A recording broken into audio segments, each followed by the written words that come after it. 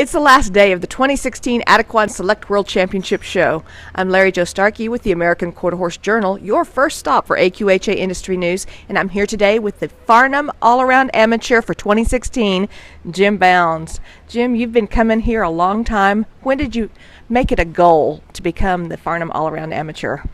3 years ago I tried. I was third 3 years ago, and I was third last year, and when we left last year, I had this yellow mare in mind, and I worked at her all winter and tried to get her where I felt she was confident in every event that we needed, and take a run at the all-around. And no luck the last 2 years, but here you are today.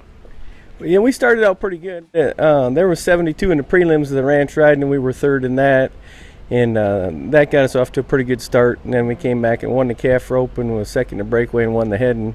So she had a pretty good day. When you look back on this in the future, which one moment are you going to think of as the defining moment when you won? Well, I know exactly when it was, because all the rail classes were after us, so we were really leading the pack. And I got done with the calf roping, and she's pretty stellar in the calf roping, and I was confident there. But when we came into the team roping, I was the very first guy to go in the finals in the heading.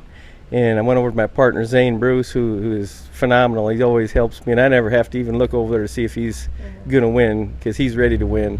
And I told him, I says, this is for the all-around when we ride in the box on this one right here. And we came out of there, and we had a pretty good run, but we were first. You don't know how it's going to stack up, but it was probably as good a run as we could have made.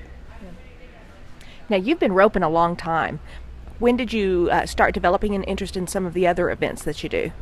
Oh, I started that before I started roping, really. My dad trained horses his whole life, and he trained 2-year-olds in Western riding horses, and he's actually in the NSBA Hall of Fame. And before I could ever rope on one, he would make me change leads, 2-track. If I couldn't do that, I couldn't rope. So I always kind of liked getting a horse that would change leads and was broke. That's important to me, to have one broke. Mm-hmm. Now I like that class. You don't have to get off. I really like that ranch riding. Well, she was really bred and started to be in a reining program. She's a reining bred horse. She's by New Chex To Cash, and she could have went anyway. She's so sweet. She could have been a Western riding horse. She could have been a reiner. She could have been a roper, but they can never get the roper completely out of me. So almost everything I have goes into the roping pen at some time, and I have a lot of people that really like her. So I mean, it's kind of a fan favorite, and I like showing her. She's so fun to show.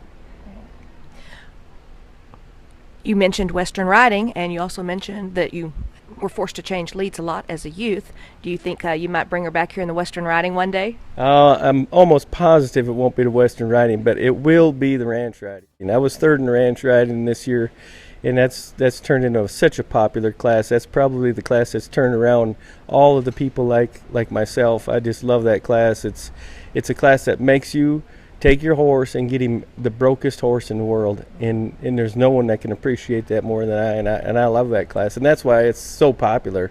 You don't have to have the best horse, you just have to have the best broke horse, and that's really hard to do when you have foot placement in the correct area, and it looks easy, but it's fun. Could we talk a little bit about your breeding program? For the first couple of years you came here, you were always bringing horses you bred yourself, and what have you been concentrating on? I've just got one broodmare, and I breed her, and I've actually got 3 colts going to the other world show that are all full brothers and sisters out of that one mare, and they're all going to the world show. And I just like one that's really good looking, one that's built, for performance in the roping aspect of it, and in the reining aspect of it. I think the reiners are a little prettier. I like to stay with those, and I like one that can turn around and is actually athletic. So that's my program. I don't have just one. I've got 8 show horses right now, and they're all by different sires.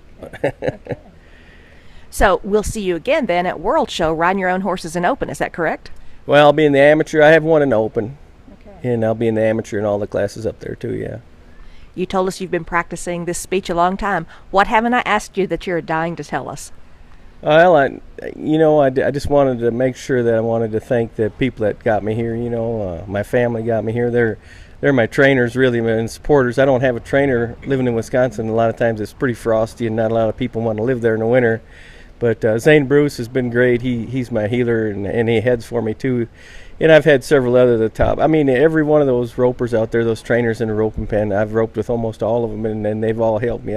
I can't name just 4 or 5 of them because there's so many good ones out there. It's like a celebrity roping when you come here. You can rope with any one of them you want. And there's a guy named John Rabdu that's probably been one of my idols, along with my dad, all my life, that I try to follow in their footsteps.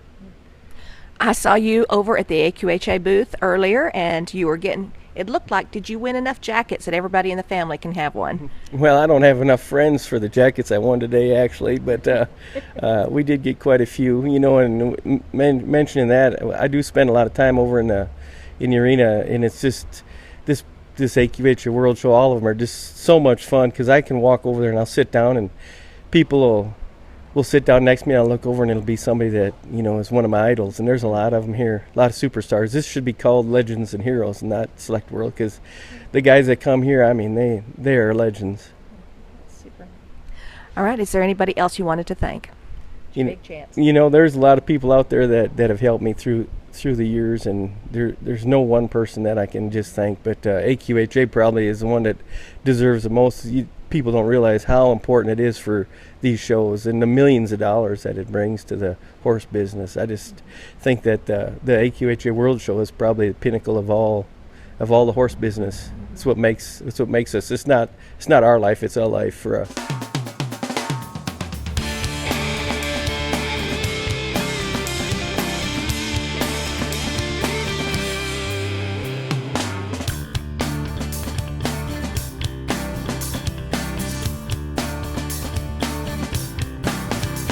I am the Farnam AQHA All-Around, and I am AQHA proud.